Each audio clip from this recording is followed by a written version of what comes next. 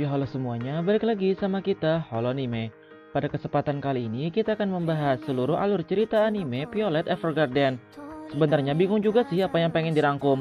Secara anime ini tuh dinikmati dengan penghayatan atau memahami karakteristiknya. Tapi bodo amat lah ya, saya akan merangkum untuk kalian semua. Ya ingin flashback dengan alurnya dan pastinya seemosional mungkin. Menceritakan seorang wanita veteran militer bernama Violet. Hidup dan matinya hanya untuk misi dan misi. Ia sangat menghormati mayornya yang bernama Gilbert karena telah memperlakukannya dengan baik sejak kecil. Violet tidak memiliki kemampuan untuk merasakan emosi. Ia menganggap dirinya hanyalah sebuah alat dan tidak lebih dari itu. Maka dari itulah pola pikirnya sulit dipahami oleh orang kebanyakan. Cerita dimulai saat Violet dan Gilbert menjalankan misi berperang. Kemudian Mayor Gilbert sekarat dengan luka yang membasahi wajahnya. Violet melindungi Gilbert yang membuat kedua tangannya terputus lalu pingsan. Namun sebelum proses pingsannya itu, Gilbert mengatakan sebuah kata-kata yang tidak dapat dimengerti oleh Violet, yaitu "aku mencintaimu". Violet bertanya-tanya di dalam hatinya, sepenting itukah kata-kata itu sampai harus mengatakannya di saat-saat genting seperti ini? 4 bulan pun telah berlalu. Akibat insiden itu, tangan Violet diganti menggunakan tangan robot dan ia diangkat menjadi keluarga Evergarden. Seorang mantan kolonel bernama Hodgins mengajaknya bekerja menjadi jasa penulis surat yang disebut Doll Memoir Otomatis. Di sana ia mendapatkan teman barunya. Violet pun sering mendapat permintaan menulis surat dari kliennya termasuk hal cinta. Pada saat itu datang salah seorang wanita. Ia ingin menulis surat kepada laki-laki yang mencintai dirinya. Tetapi ia tidak ingin terlihat seperti wanita gampangan yang menerima laki-laki begitu saja. Namun jika laki-laki itu menunjukkan bahwa dia sungguh mencintainya, maka ia akan menerimanya. Namun balik lagi seperti di awal tadi, Violet tidak memiliki perasaan layaknya manusia normal. Ia hanya menuliskan apa yang sebenarnya terjadi, tanpa menyaring kata-kata dari kliennya. Sehingga ia pun mengacau pekerjaannya itu, yang membuat laki-laki yang dikirimi surat itu menolak wanita itu. Wanita itu pun menjadi sangat kecewa dan marah. Walaupun Violet tidak berbakat dalam pekerjaannya ini, namun ia memaksakan ingin berada di sini lagi karena ingin mencari tahu makna dari sebuah kata "aku mencintaimu" yang diberikan mayor kepadanya. Ia pun menjalani sekolah boneka memoir otomatis dan kebiasaan tentaranya itu telah mendarah daging bagi dirinya, sampai-sampai membuat temannya keheranan akibat hormatnya yang begitu nasionalisme. Singkat cerita, dari khususnya itu Violet memahami bahwa doll terbaik adalah doll yang dapat memahami perasaan kliennya dan merangkai kata-kata untuk mencurahkan perasaan klien yang tak bisa disampaikan klien itu kepada penerima suratnya. Tidak seperti Violet yang sebelumnya, yaitu menulis surat seperti menulis laporan. Singkat cerita, Violet pun mendapat bros dari sekolahnya itu yang menandakan bahwa dirinya telah pantas menjadi doll dan dirinya pun sedikit memahami perasaan orang lain dibanding dirinya yang dulu. Keesokan harinya, Violet dan Iris pergi ke kampung halamannya untuk memenuhi permintaan kliennya. Ternyata yang meminta jasa doll itu sendiri adalah orang tuanya Iris yang memasukkan identitasnya saat memanggil Iris. Tujuannya adalah karena orang tuanya ingin mencarikan jodoh padanya saat ulang tahunnya besok. Violet pun dipinta ibunya Iris untuk menuliskan undangan teman-temannya Iris. Di sana Iris menyuruh Violet untuk menghapus daftar nama yang bernama Emon Snow. Namun keesokan harinya setelah dimulainya acara itu, Emon tiba-tiba berhadir karena mendapat undangan tamu. Di sini Iris sangat marah kepada Violet yang tidak mengerti apa-apa padanya. Violet pun kebingungan dan ia tidak mengerti di mana kesalahan dirinya, yang mana menulis semua daftar undangan adalah bagian dari misinya. Iris pun bercerita, dulunya Iris dan Emon sangat dekat sampai Iris mulai menyukai Emon, dan juga sebaliknya. Emon seperti memperlihatkan ketertarikannya kepada Iris, namun hingga akhir kelulusannya di sekolah Emon tak kunjung menembak dirinya. Akhirnya Iris pun memberanikan dirinya untuk mengatakan lebih dulu, yaitu sebuah kata "aku mencintaimu". Namun ia ditolak oleh Emon dan Emon menganggapnya hanyalah sebuah teman. Dari situlah Iris merasa patah hati dan bahkan dulu ia sempat merasa tak ingin berada lagi di dunia ini. Lalu Violet pun mulai memahami bahwa dari sebuah kata "aku mencintaimu" dapat memperbuat seseorang tidak ingin berada di dunia ini lagi. Namun di sini Iris mulai mengerti latar belakang Violet setelah Violet menceritakan hal yang sama, bahwa mayornya dulu pernah mengatakan "aku mencintaimu" kepada dirinya. Violet yang hanya tahu tentang militer itu kemudian muncul sosok mayor yang memberikan cinta kepada dirinya. Lalu ia berusaha mencari makna arti dari kata tersebut dengan caranya sendiri. Singkat cerita, Iris pun meminta Violet lagi untuk menulis surat permintaan maafnya kepada teman-temannya, orang tuanya termasuk Emon, dan perasaannya itu pun tersampaikan dari ketikannya seorang Violet.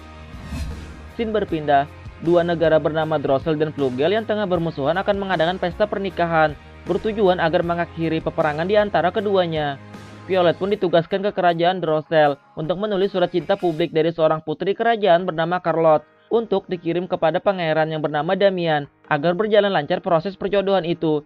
Surat cinta publik adalah sebuah surat cinta yang tidak hanya untuk dikirim kepada penerima, melainkan juga dibagi untuk ke masyarakat, agar rakyat di kedua belah pihak saling mengetahui dan yakin bahwa pernikahan mereka berdua didasari rasa cinta dan keindahan.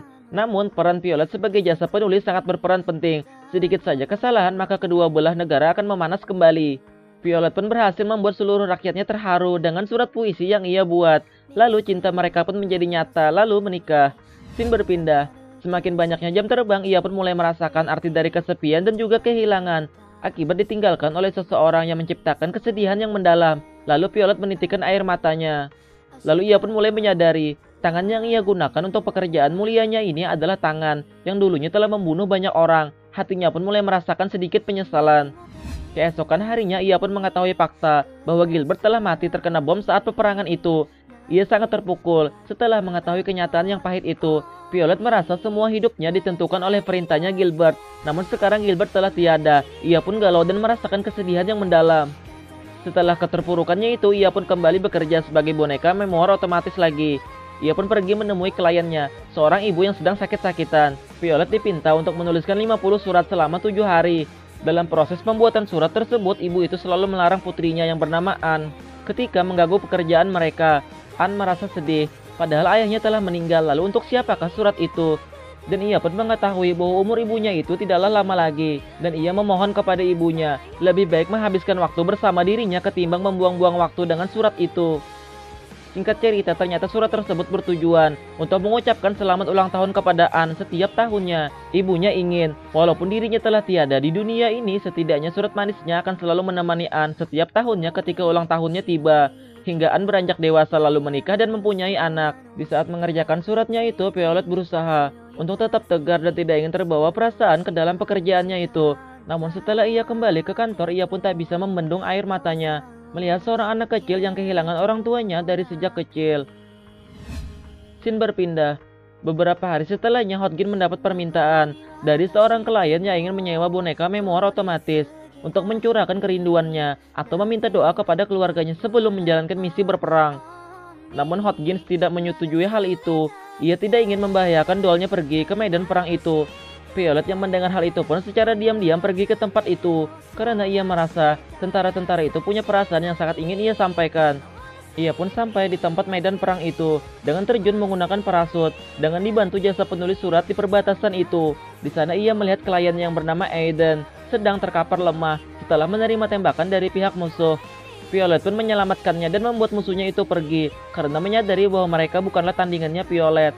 Violet pun merawatnya. Aiden telah mencapai batasnya hingga mengeluarkan darah dari mulutnya. Ia pun meminta Violet untuk menuliskan pesan terakhirnya. Pesan itu berisi perasaan cinta kepada seorang gadis bernama Maria. Mereka berdua telah saling suka, namun belum sempat hubungan mereka terjalin, ia pun dipanggil untuk bertugas menjalankan misi perang saudara tersebut.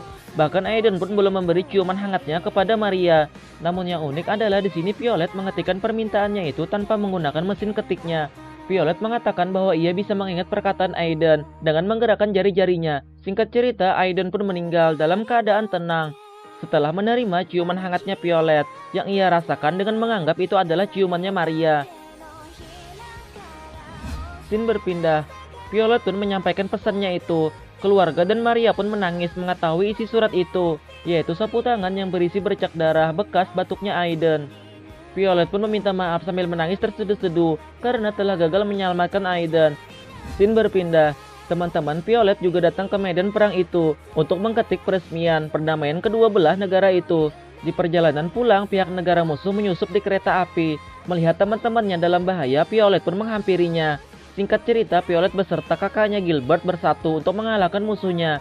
Tetapi musuhnya telah merencanakan sesuatu dengan bom peledaknya, yaitu di suatu jembatan yang akan kereta itu lewati. Violet dan teman-temannya pun berusaha keras melepas bom peledak itu sampai membuat tangan Violet hancur. Scene berpindah. Kini kedua belah negara tersebut telah berdamai. Violet pun bertemu dengan ibunya Gilbert. Dan ibunya mengatakan bahwa Gilbert masih belum mati, melainkan Gilbert selalu berada di hatinya, dan itu membuatnya Gilbert selalu ada untuknya.